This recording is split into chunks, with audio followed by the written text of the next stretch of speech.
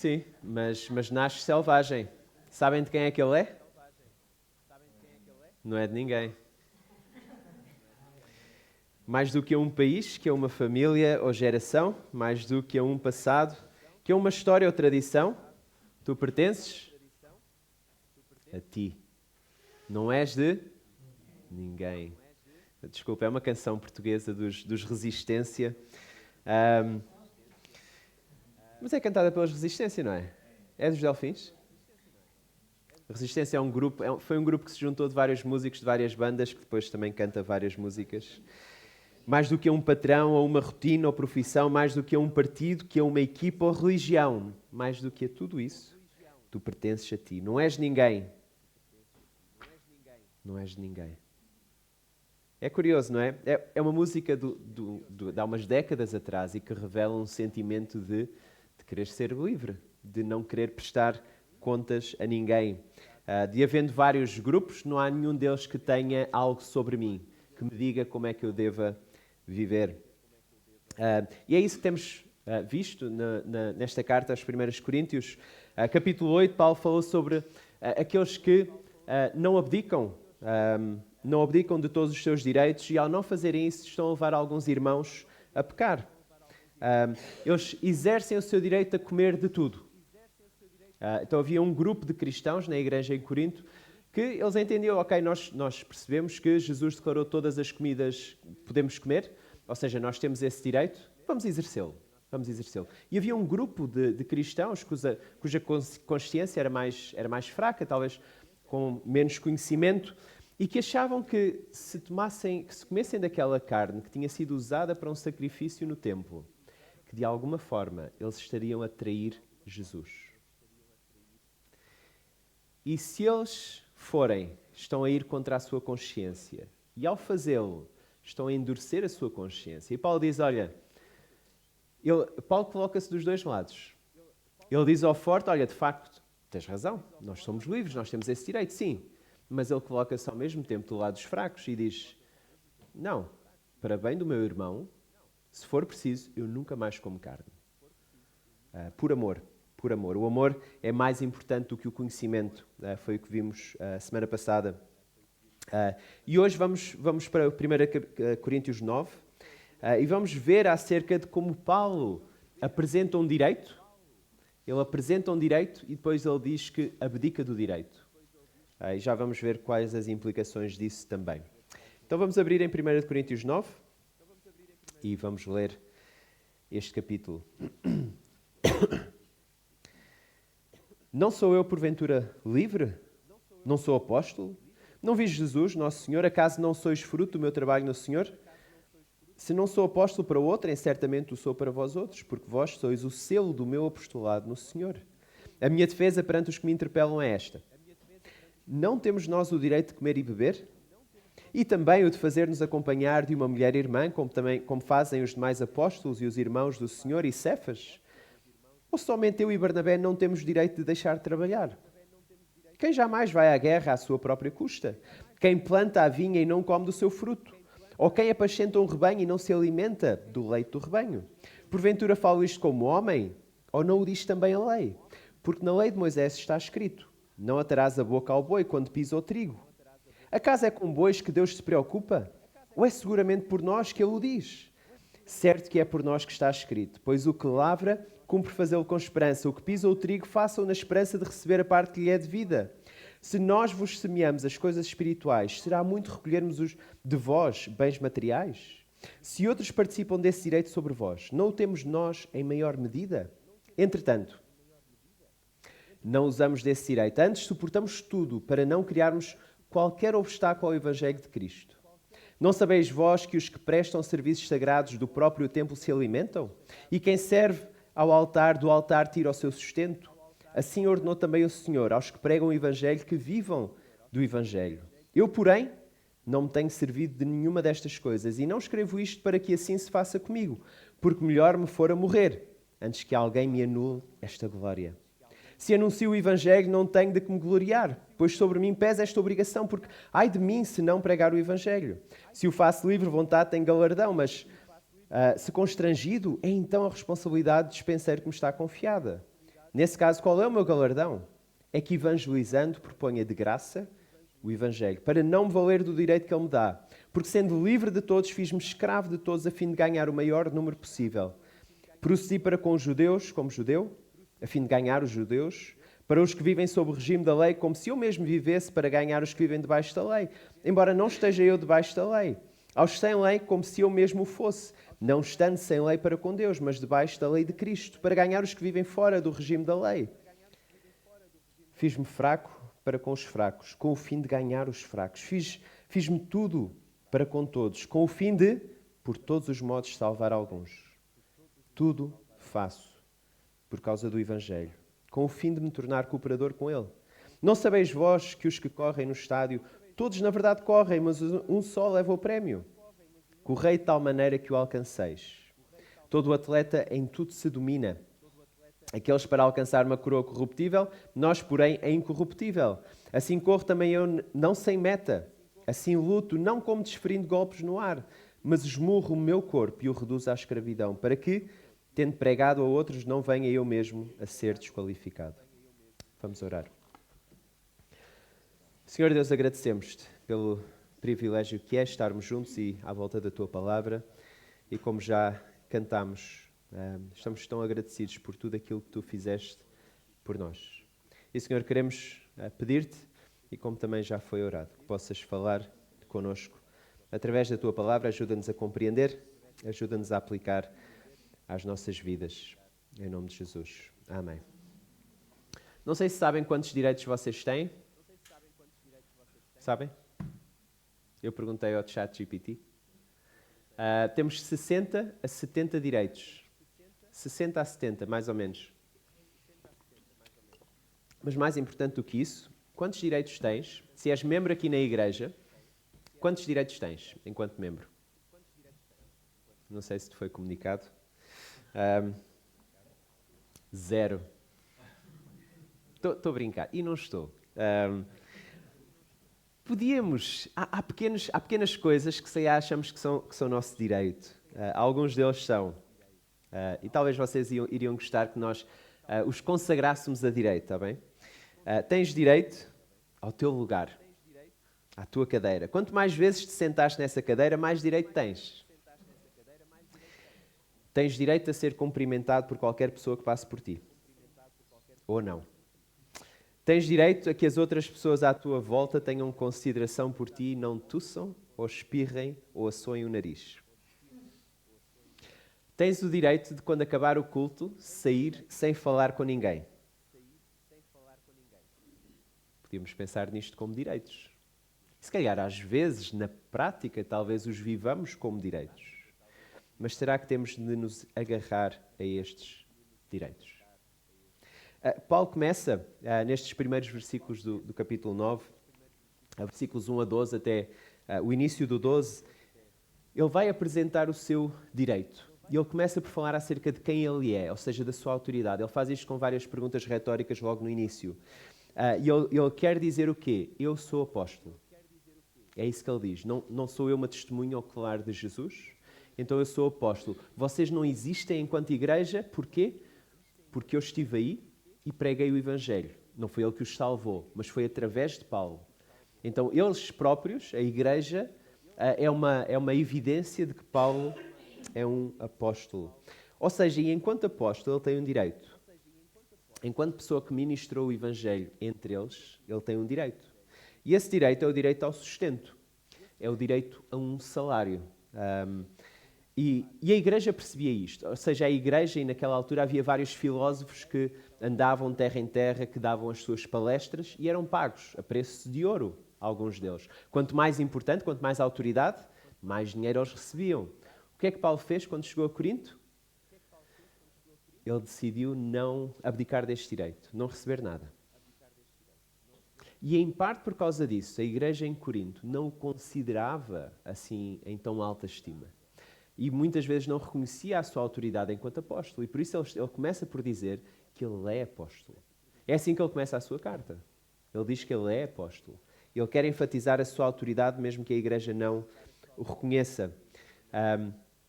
Sendo apóstolo, ele tem direitos, comida, sustento. Ele diz isso no versículos 4 e 5. comer e beber, estar acompanhado de esposa ou de outros familiares.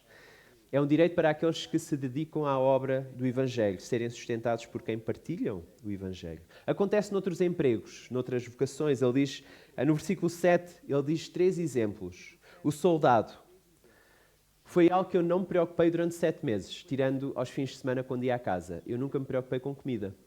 O quartel providenciava a comida. E faz sentido, não é? Providenciava também roupa e cama. Não era uma grande coisa, e a roupa tinha de estar impecável e a cama também, feita e presa com alfinetes, que é para quando eles iam fazer a verificação, eu não ter de fazer umas flexões ou assim. O viticultor é natural que coma uvas, que beba o vinho e venda para o seu sustento também. Versículo 7, o pastor, que coma daquilo, que beba o leite. A Ana lembra-se quando os seus avós tinham, não sei se era cabras, se era ovelhas, mas era algo que dava leite, e a avó fazia queijos em casa e ela comia disso, ou seja, daquilo que eles tinham e onde trabalhavam, eles recebiam algum sustento. E não apenas estes exemplos da sociedade à volta, Paulo depois vai citar as Escrituras. Ele usa Deuteronômio 25, versículo 4, não atarás a boca ao boi enquanto debulha. Ele depois diz, e é por nós que as Escrituras dizem isto. Que é um bocadinho puxado, não é? Pegar no exemplo do boi, que enquanto trabalha, é normal que vá comendo, e depois aplicá-lo isso a ele. Mas no contexto de Deuteronômio, esse exemplo é usado no meio de outros exemplos em que vários grupos de pessoas devem ser apoiados, devem receber algum tipo de apoio e de sustento.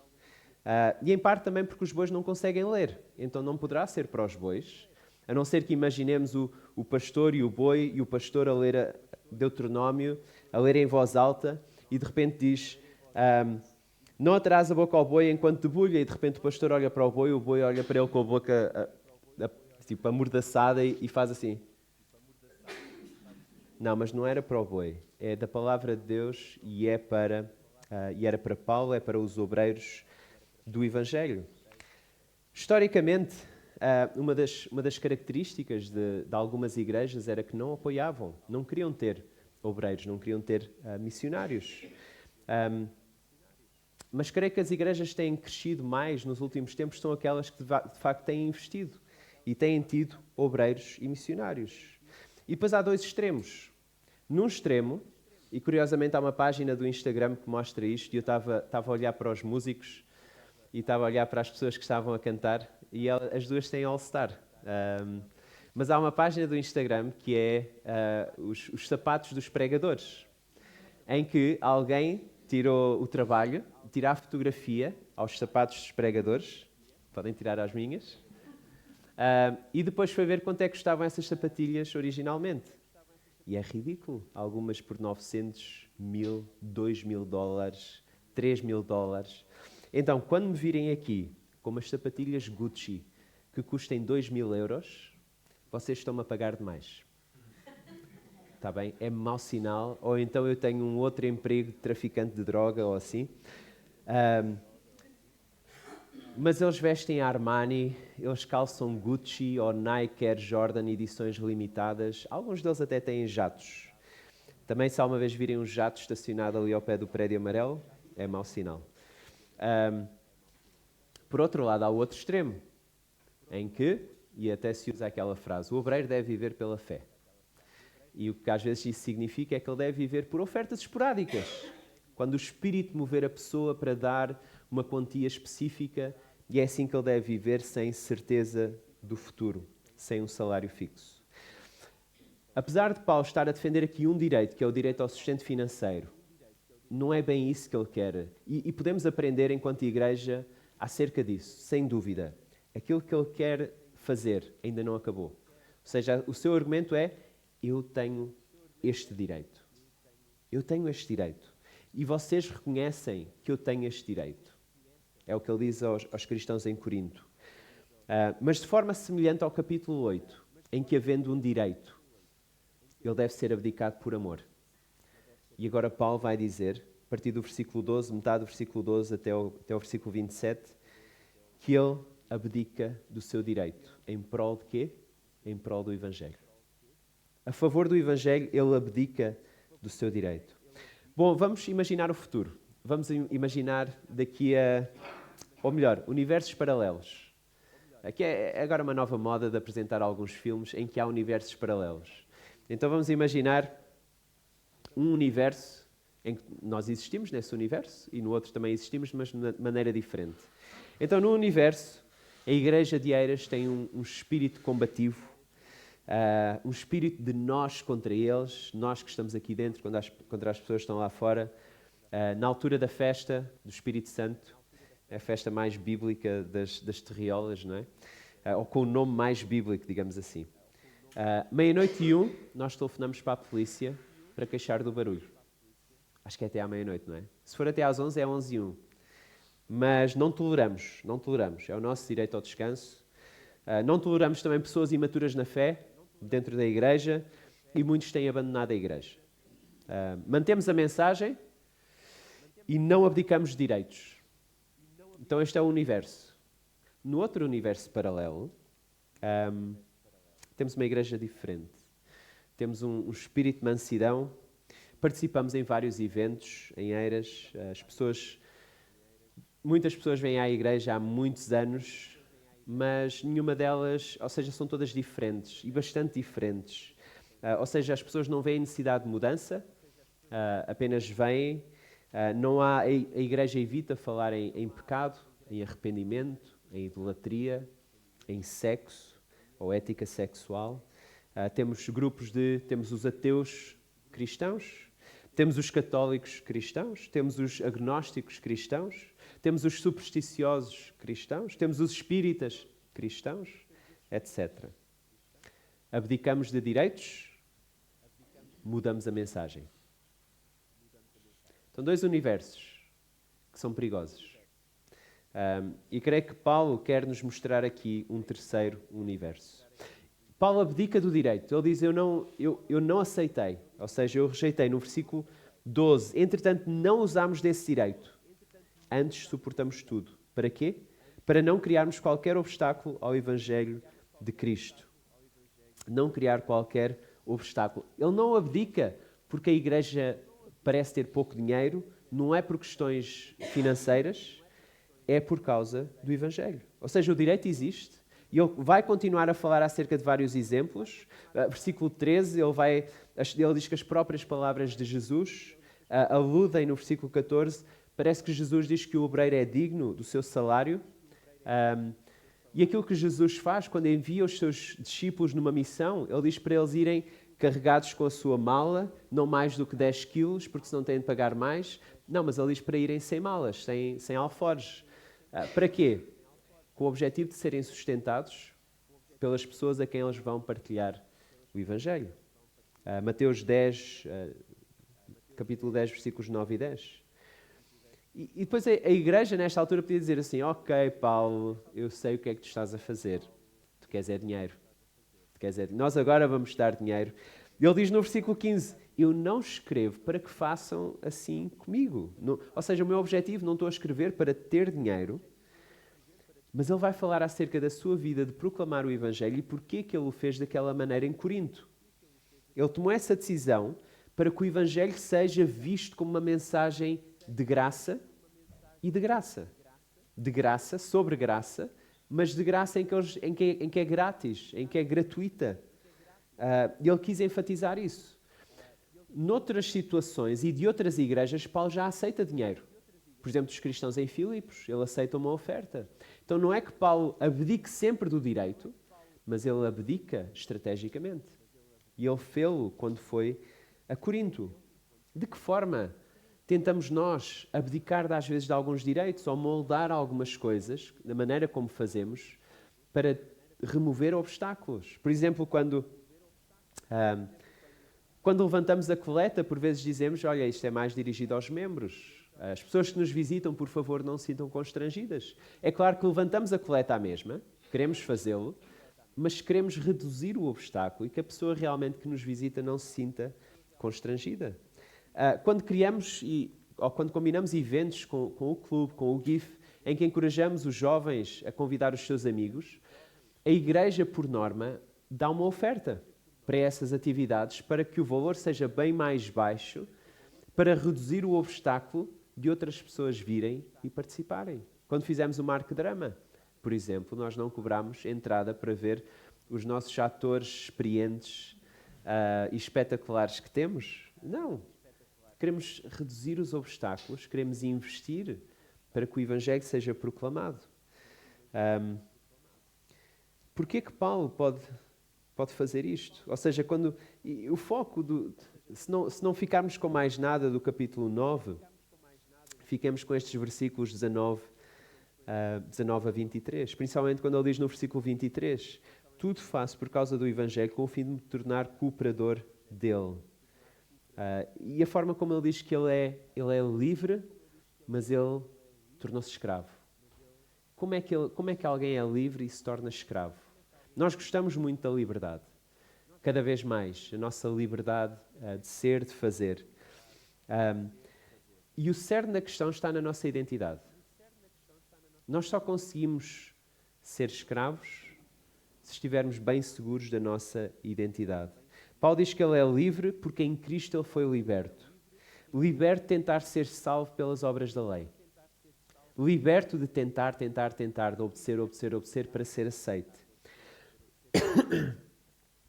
E esta é a sua identidade. E é isto que permite que Paulo depois ele se submeta e sirva. É muito semelhante à identidade de Jesus, que não se apegou ao seu direito a ser Deus, antes desceu. Filipenses 2 mostra essa viagem, tornando-se como um de nós, morrendo na cruz. Aqui está Paulo a ter uma identidade bem semelhante ao do seu Salvador. Paulo não foi liberto para cavalgar para o pôr do sol, para viver uma vida sem preocupações, calma, individual e sossegada. Então aqui Paulo tem uma identidade que é desconfortável. Porquê? Porque ele vai ser olhado com desprezo. Ele é olhado com desprezo por estes cristãos em Corinto, por vários deles, mais ricos, que se consideram mais espirituais. Ele vai ser olhado por desprezo por não cristãos, que valorizam os grandes filósofos. Ele vai ser olhado com desprezo por várias pessoas. E o que é que o segura? É quem ele é, não aos olhos dos outros, mas aos olhos de Deus. Ele é um filho amado em Cristo. E é isto que permite que ele faça tudo pelo Evangelho. Que ele flexione, que ele se adapte, que ele seja flexível. Então isto altera a sua postura, altera o seu comportamento, dependendo de com quem ele está. Se ele está com um judeu, Paulo segue as regras alimentares kosher, ele não come porco, ele segue essas regras, está tudo bem. Se ele está com um gentio, ele come seja o que for que lhe é colocado à frente. E não faz perguntas, ele come. Numa altura, Paulo circuncida Timóteo, porque a ideia de Timóteo era ministrar entre os judeus, então ele submete-se a isso, ele serve dessa maneira. Em relação a Tito, ele não permite que ele seja circuncidado, porque ele estava entre pessoas que consideravam que a circuncisão se adicionava ou era meio para a salvação. Então, para ser salvo, precisas também de ser circuncidado, além da fé em Jesus. Então, dependendo do contexto, Paulo é capaz de ser flexível. Então, ele diz judeus, gentios, fracos. E a preocupação de Paulo é com qualquer um deles e é também com os fracos na fé. Ele quer ganhar todos. Quer sejam os não cristãos, quer sejam os cristãos imaturos que estão na igreja, ele quer ganhar todos. Ele quer que nenhum se perca. Ele é flexível com a cultura, com os costumes, com comida, com roupa, com música. Ele faz tudo para remover obstáculos ao Evangelho, para poder ser ouvido, mas ele não muda a mensagem. Ele muda a si próprio, ele não muda a mensagem. Ele muda a maneira como ele faz ou a maneira como ele fala, mas ele não muda a mensagem. O Evangelho continua a ser boas notícias, porque há pecado. Ele continua a falar sobre pecado, ele continua a falar sobre arrependimento, a necessidade de arrependimento, a necessidade de fé. Ele continua a mostrar a misericórdia e a graça de Deus e o amor de Deus. O que é mais fácil para nós adaptarmos? Será que é mais fácil nós mudarmos e irmos contra alguns costumes nossos e hábitos nossos? Ou será que é mais fácil mudarmos a mensagem? Será que tentamos remover obstáculos que permitam que mais facilmente as pessoas à nossa volta ouçam o Evangelho? Ou será que tentamos mudar a mensagem para que seja mais leve? Mais fácil de comer, não é? Como as crianças, aquela eterna questão da sopa, passamos a sopa ou não passamos a sopa? Passamos a sopa quando nós somos pequeninos para ser mais fácil, mas será que fazemos isso com o Evangelho? Vamos só focar na ideia que Deus é um Deus, que Deus existe. Vamos só focar na ideia que Deus é amor. Ou será que nos retiramos tanto da sociedade que já nem conseguimos ter pessoas para partilhar o Evangelho, para convidar e para remover obstáculos para que elas venham? Paulo diz: tudo faço por causa do Evangelho, com o fim de me tornar cooperador, co-participante com ele. O seu objetivo final é participar deste Evangelho. É aqui que ele tem a sua missão, é aqui que ele tem também a sua alegria, porque o Evangelho é poder para transformar vidas. E eu imagino a alegria que Paulo não tenha sentido ao ver várias igrejas a serem formadas, várias igrejas a crescer, cristãos a crescerem e a partilharem o Evangelho uns com os outros. Por isso vale a pena abdicar dos direitos. É isso que Paulo nos está a mostrar. Vale a pena abdicar do direito. Vale a pena abdicar do direito e olharmos para trás enquanto igreja e vermos de onde viemos e onde estamos agora. Até onde o Senhor nos trouxe. Ter o privilégio de partilhar o Evangelho com tantas pessoas que temos feito, algumas que vêm e vão e está tudo bem. E continuamos nessa missão de partilhar o Evangelho. Paulo termina com quatro versículos, 4 versículos, acerca dos jogos istmicos.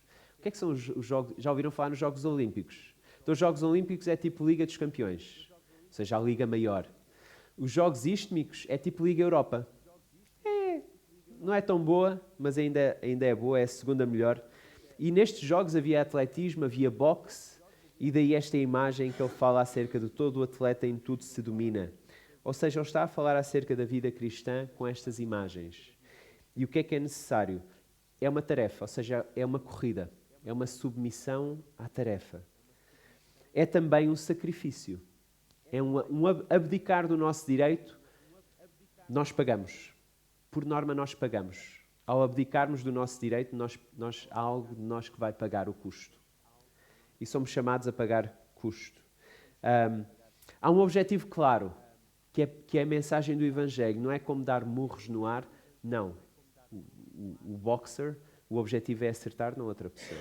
O nosso objetivo não é bater nas outras pessoas, mas o objetivo é proclamar a mensagem do Evangelho. E há um continuar, por último, para evitar a desqualificação. E esta ideia ele já falou no final do capítulo 8, ou seja, para que o cristão de consciência fraca não seja destruído. E ele continua aqui no capítulo 9, vamos abdicar de direitos para que não haja desqualificação de cristãos. E ele depois isto serve de ponto para o capítulo 10, que iremos ver na próxima semana. Podemos elencar, ligar vários direitos individuais, defender o nosso individualismo, cantar que não somos ninguém, mas essa não é a vida cristã. Não é. Eu não sei como é que a igreja vai estar daqui a 40 anos.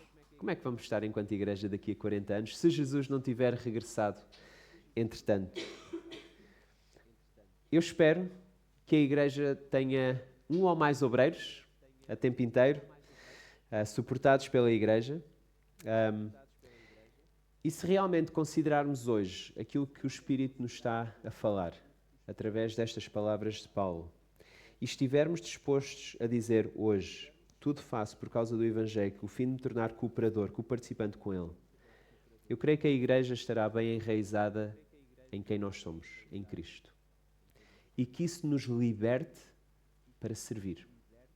Para abdicar, por vezes, de alguns direitos, para abdicar, às vezes, de alguns costumes, por vezes, às vezes, sentar um bocadinho mais à frente para que as pessoas que nos visitam possam ficar com os lugares mais de trás. Mas vamos ser livres para servir. Mas para servir o quê? A obra do Evangelho. A mensagem que transforma vidas. E dessa forma seremos mais livres do que alguma vez sonhámos ser. Vamos orar.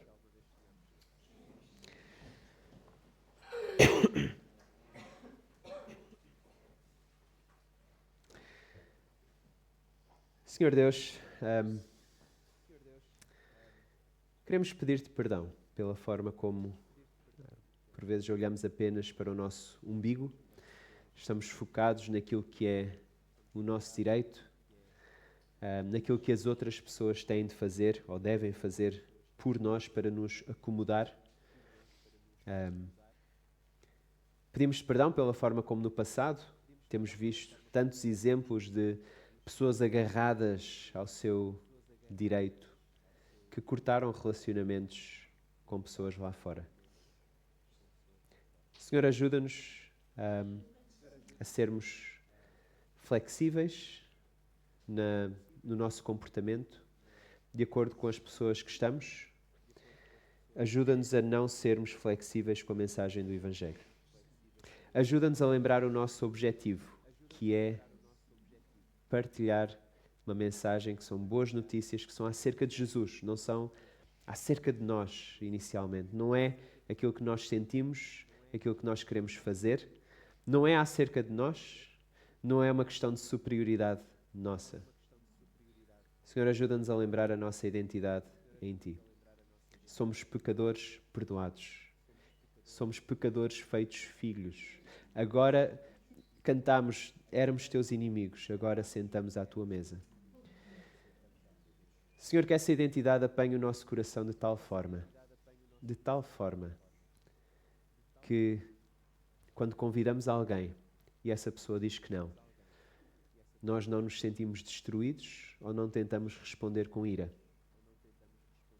Que quando oramos por alguém durante semanas e meses a fio e essa pessoa continua sem responder ou sem vir à igreja, que continuamos encorajados a orar por essa pessoa. Senhor, ajuda-nos a lembrar